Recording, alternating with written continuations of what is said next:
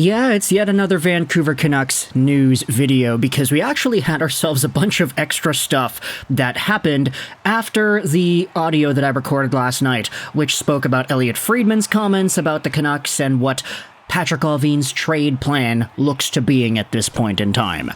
So, we're going over some Canucks updates in regards to players getting recognized. We're talking about some trade stuff, we're talking about injuries, and we might be able to slip in a World Junior conversation here. The Canucks did have a guy that made Team Canada, or a guy who made Team Canada's preliminary World Junior camp roster, so that's a pretty good piece of information, right? It's been a long time since the Canucks have had a prospect in there. Either way, let's go over to the biggest piece of Canucks news from earlier this morning as tweeted out by the NHL on Twitter from 10 a.m. today.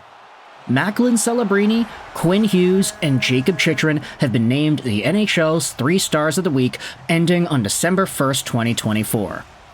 And you can see here that the 3 Stars of the Week presented by Geico features Macklin Celebrini, who had 7 points in 4 games, 4 goals, 3 assists, Quinn Hughes, who had 9 points in 4 games, 1 goal, and 8 assists, and then Jakob Chychrun in Washington, 7 points, 4 games, 3 goals, 4 assists.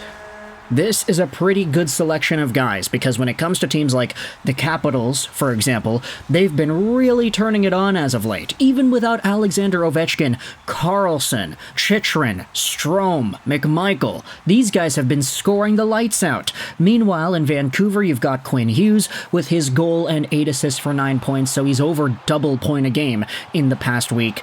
And then Macklin Celebrini has the number 1 Star of the Week honors with 7 points in 4 games. You can say that Quinn's performance was superior than Macklin's, but then again, you have to remember, Macklin Celebrini is 18.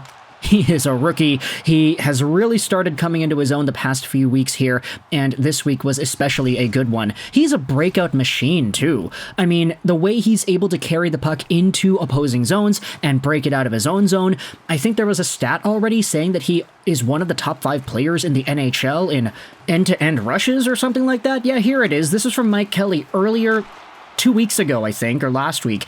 End-to-end rushes. McDavid is first with 72 in 19 games. Jack Eichel second with 53 in 21 games. McKinnon is third. Jack Hughes is fourth. And then you have Macklin Celebrini in 11 games played with 38 end-to-end rushes.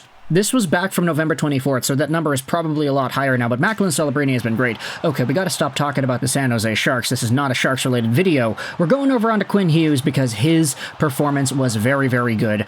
Hughes paced the NHL with 8 assists and 9 points in 4 games to propel the Canucks to a 3-1-0 week. Hughes, who also shared the league lead with 4 helpers on the man advantage, picked up an assist on a decisive power play goal in a 2-0 triumph over the Bruins on November 26th. He followed that up with a 1-goal, 2 assists, and 3-point performance, his second 3-point outing of the season in a 5-4 loss to the Penguins on November 27th. Hughes added a pair of helpers, including the primary assist on Connor Garland's overtime winner in a 4-3 victory against the Buffalo Sabres on November 29th. He capped the week off with a 0-goal and 3-assist night, again assisting on the decisive overtime tally in a 5-4 win versus the Wings to surpass Alex Edler for the most helpers by a defenseman in Canucks history. The 25-year-old Hughes, the reigning James Norris Memorial Trophy winner, ranks second amongst NHL blue liners with 28 points through 23 games this season. He also places among the top defensemen in power play assists. He's tied for first. Regular assists, he is second. Power play points, he is tied for third. Shots on goal, he's fifth. Average time on ice, he is ninth. And goals, he is tied for ninth. Quinn Hughes has been amazing. And now it's gotten to the point where the gap between him and Cale Makar, I feel like, has shrunken so much that you can legitimately go out there and say that he has just turned into the Norris favorite, as this tweet by Liam goes out there and talks about.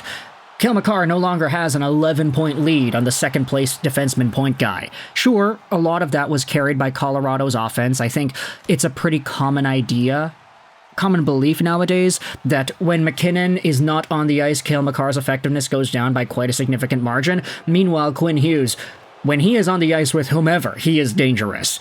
Now, that's not to diss Cale Makar. He is probably, I say by reputation, the best defenseman in the NHL, but this season and this small stint, especially with all the injuries the Avalanche have sustained, it's not been great. There was a point of the season earlier on in the year where Cale Makar was getting a point every goal, it seemed like, with Colorado, with Ross Colton and Nathan McKinnon just absolutely burying those pucks in, but hey, the season's a long season, things are changing, Nichushkin's back, Colton's injured, and Casey Middlestad has started to drop off as well. So lots of momentum going in different directions with the Colorado team, but for Cale Makar, I'd say that Quinn Hughes has definitely started to take a bit of a step up in terms of those Norris odds.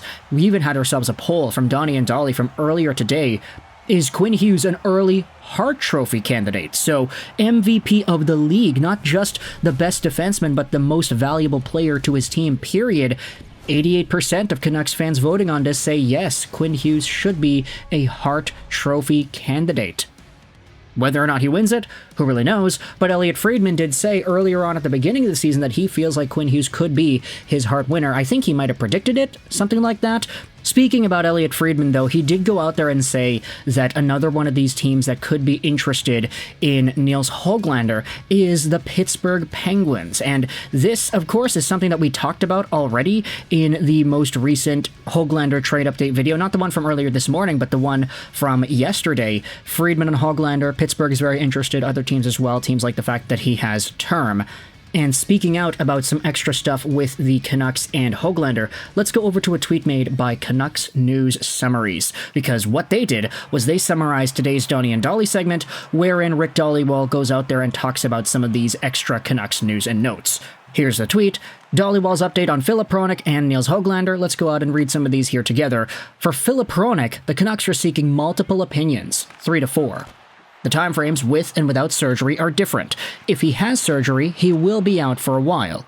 We'll have to wait and see how long he'll be, and no one seems to know if this is the same shoulder he hurt when he was with the Detroit Red Wings. Obviously, we're talking about the moment at the end of the Pittsburgh game where Filip Hronek ended up going into the boards at the tail end of it.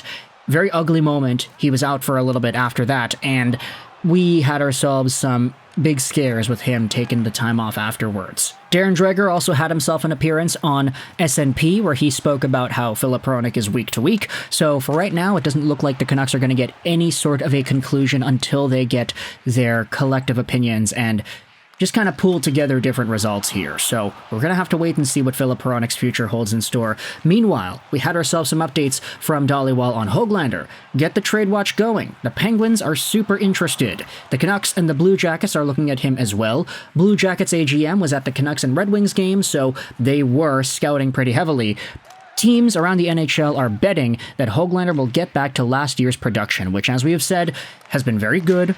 20-plus, even strength 5v5 goals. You can't really get that out of many players, and Hoglander was one of the few in the NHL who was able to do that and be one of the top goals per 65-on-5 guys in the entire National Hockey League. Does he get back to that rate?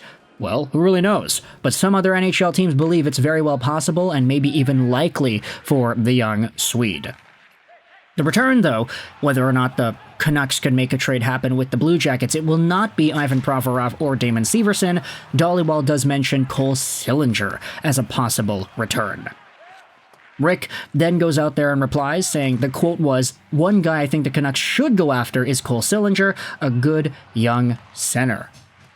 And here's the thing, when it comes to Cole Sillinger, I mean, is this a target for the Vancouver Canucks? I'm not really too sure. That's also what Dollywall's saying. He doesn't really know if it's actually happening, but it's something that he thinks the Canucks should be thinking about. But I like it a lot. I really like Cole Sillinger as a player. 21 years old, center, left wing, 6'2", left-handed guy, signed on till the end of 25-26, making $2.25 million. Former top pick in the 2021 NHL Entry Draft. He had himself a crazy good year with the Blue Jackets in his rookie season with 31 points in 79 games, 16 goals too. This year, he's on pace for more assists, he's on pace for 55 points in 81 games, he is on pace for fewer goals though, so he has actually trailed off that goal-scoring touch a little bit, but he has still become more of an effective playmaker with a Blue Jackets team that is definitely thriving on its youthful guys, from Igor Chinikov to Adam Fantilli, Kent Johnson, and of course Cole Sillinger. There are a bunch of young guys in Columbus making an impact, and Sillinger, if the Blue Jackets were to really try to force a Hoglander trade, I'd say Sillinger might have a similar offensive ceiling to what Hoglander has too. Hoglander just happens to be 2 years older, which in my mind makes sense if you wanted to go with sort of the transactions and building off of what's already been established with these players. Sillinger's a great name. I want you to let me know your thoughts in the comment section below. How do you feel about this trade target potentially being there for the Canucks? Also, thoughts in the comment section about Quinn Hughes getting second star of the week, and the Hronek injury updates. No time for the World Junior stuff, unfortunately. That's just how the story goes, but let me know your thoughts in the comment section below. I hope you enjoyed this video. And bye.